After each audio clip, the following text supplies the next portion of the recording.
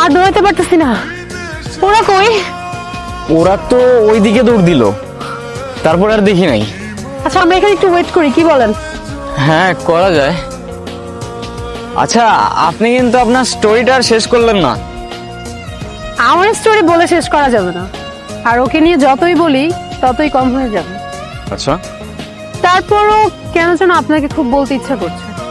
Life কিন্তু একটাই, যেটা ইচ্ছা করছে এখনই করে ফেলুন। কে জানে পরে আবার সময় পাবেন কি পাবেন না।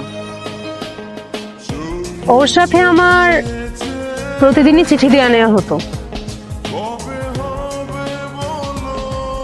ওকে কতবার বললাম আমার সামনে এসে দেখা করতে, ও কখনো করেনি। কেন করেনি জানি না। তারপর তারপর আর কি, বাবার বদলি হয়ে যায়, আবার ঢাকায় চলে যেতে হয়। তখন তার ফেসবুক হোয়াটসঅ্যাপ কিছুই ছিল না, তাই ওর সাথে আমার কমিউনিকেশন রাখাটা পসিবল ছিল না। আমি ওকে অনেক খুঁজেছি জানেন, কিন্তু পাইনি। আমার সবচেয়ে বড় আফসোসটা কি জানেন? কি? যাকে আমি এতটা ভালোবেসেছি, যার মায়া এতটা পড়ে গিয়েছিলাম, তাকে আমি কখনো দেখিনি।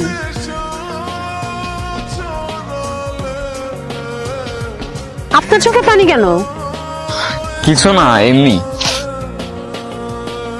আপনি ওকে খুব ভালোবাসতেন তাই না? তাহলে ওই ছেলেটাকে বিয়ে করছেন যে? ওর সাথে আমার ফ্যামিলিগত বিয়ে।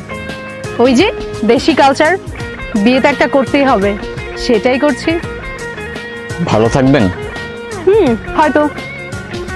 আচ্ছা আমার না চলে যেতে হবে, আমার হাতে আর তেমন সময় নাই। আমার আজকে রাতেই ফ্লাইট, মিস করা যাবে না। চলে যাচ্ছেন? হ্যাঁ। Oh I have something for you. কি?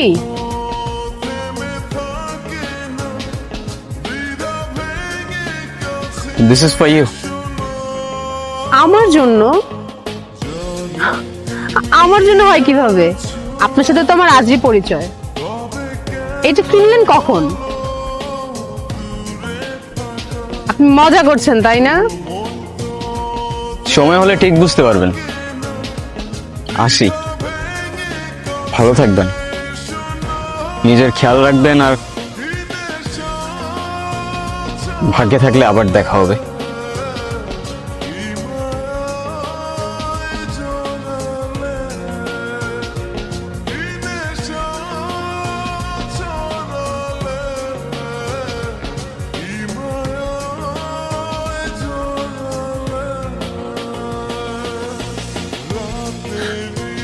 আয়রা, কোথায় হারাই যাও বারবার?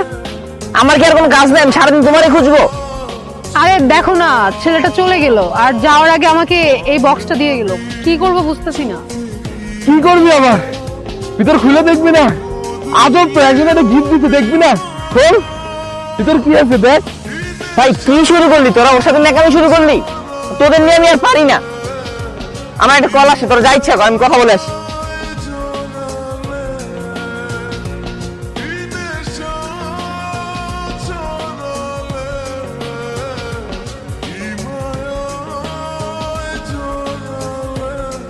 নীরব? এটা নীরব ছিল?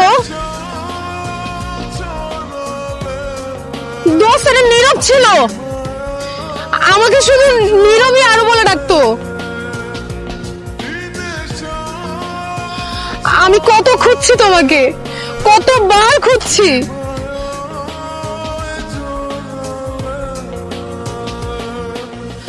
আবার এত কাছে পেয়ে হারাই ফেললাম।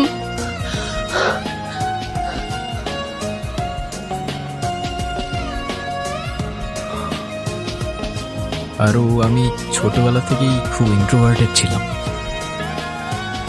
কারোর সাথে কথা বলতে পারতাম না, আর সেখানে আমি তোমায় ভালোবাসতাম। কিভাবে তোমার সামনে গিয়ে দাঁড়াতাম আমি বুঝতাম না। কিন্তু আমি সেদিন এসেছিলাম আরো,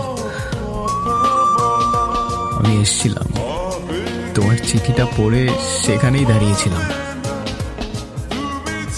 প্রতিদিন আগের মতোই চিঠি দিতাম আর দাঁড়িয়ে থাকতাম তোমার অপেক্ষায়, কিন্তু তুমি আর আসনি, কখনো আসনি। কয়েকদিন আগেই তোমার খোঁজ পেলাম, শুনলাম তোমার বিয়ে হয়ে যাচ্ছে। তোমাকে শেষবারের মতো দেখার লোভটা আর সামলাতে পারলাম না। জানো, তোমাকে এত কাছে পাওয়ার পর তোমার থেকে দূরে যেতে প্রচন্ড কষ্ট হচ্ছে। আফসোস করে কি হবে বলো, ভাগ্যের লিখন কে খণ্ডাতে পারে? হয়তোবা পারে, জানি না। ভালো থেকো আর ভালোবাসা নিও আরো, নিজের খেয়াল রেখো। আর হ্যাঁ, এটাই হয়তো আমার তোমায় দেওয়া শেষ চিঠি।